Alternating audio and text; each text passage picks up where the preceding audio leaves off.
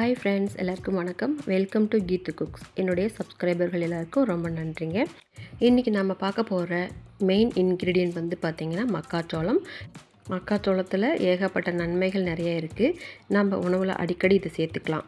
இந்த வீடியோவை நீங்கள் முதல் முறையாக பார்க்குறீங்கன்னா கண்டிப்பாக லைக் பண்ணிக்கோங்க. கூடவே இருக்க பெல் ஐக்கானில் ஆல் ஆப்ஷனை கிளிக் பண்ணி வச்சுக்கோங்க. வீடியோ பிடிச்சிருந்தால் சப்ஸ்கிரைப் பண்ணிக்கோங்க. உங்கள் ஃப்ரெண்ட்ஸ் அண்ட் ரிலேட்டிவ்ஸ்க்கு ஷேர் பண்ணுங்கள்.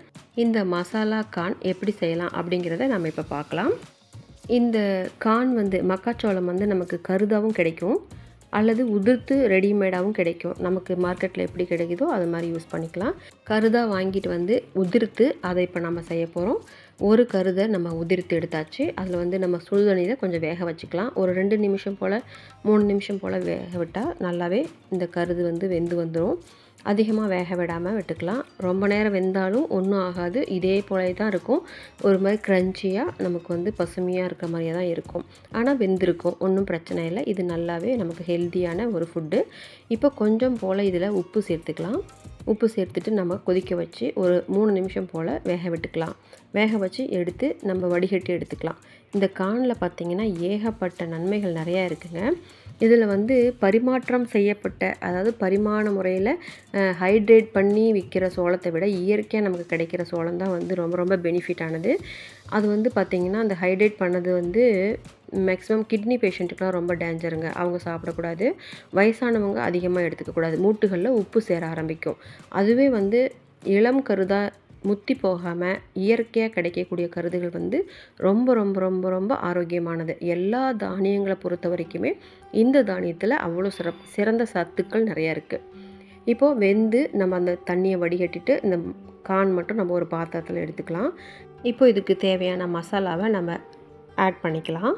அதுக்கு ஒரு சின்ன கடாயை, ஒரு சின்ன பவுலை வந்து அடுப்பில் வச்சுட்டு நம்ம குக்கிங் ஆயில் விட்டுக்கலாம். 1 ஸ்பூன்லேருந்து 2 ஸ்பூன் அளவுக்கு நம்ம குக்கிங் ஆயில் விட்டுக்கலாம். மக்காச்சோளத்தில் வந்து நிறைய நியூட்ரிஷன்ஸ், ஆன்டி ஆக்சிடென்ட்ஸ்கள் நிறைய இருக்குது.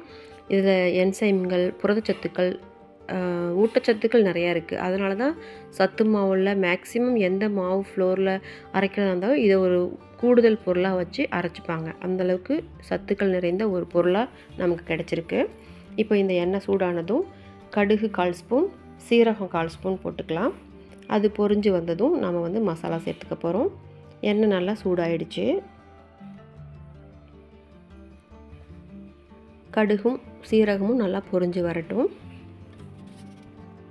பொரிஞ்சு வந்த பிறகு அதில் நாம் வந்து காரத்துக்கு தகுந்த மாதிரி மிளகாத்தூள் 1 ஸ்பூன் அளவுக்கு நான் ஆட் பண்ணிக்கிறேன். நல்லா க்ரன்ச்சியாக, சூப்பராக, டேஸ்டியாக, ஸ்பைஸியாக இருக்கும் நமக்கு. 1 ஸ்பூன் அளவுக்கு மிளகாத்தூள் சேர்த்த பிறகு இதுக்கு தேவையான அளவு உப்பு சேர்த்துக்கலாம். ஆல்ரெடி கொஞ்சம் போல் நம்ம உப்பு வேகும்போது போட்டிருக்கோம். அதனால் உப்பு வந்து பார்த்து போட்டுக்கலாம்.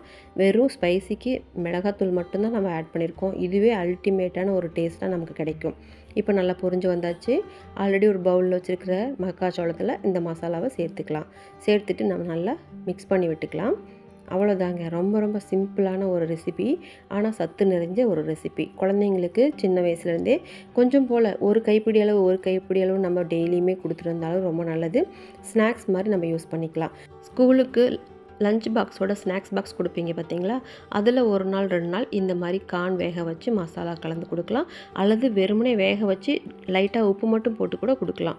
குழந்தைங்களுக்கு அவ்வளோ ஒரு நல்லது. ஊட்டச்சத்து ரொம்பவே அதிகமாக இருக்கிற ஒரு தானியம்.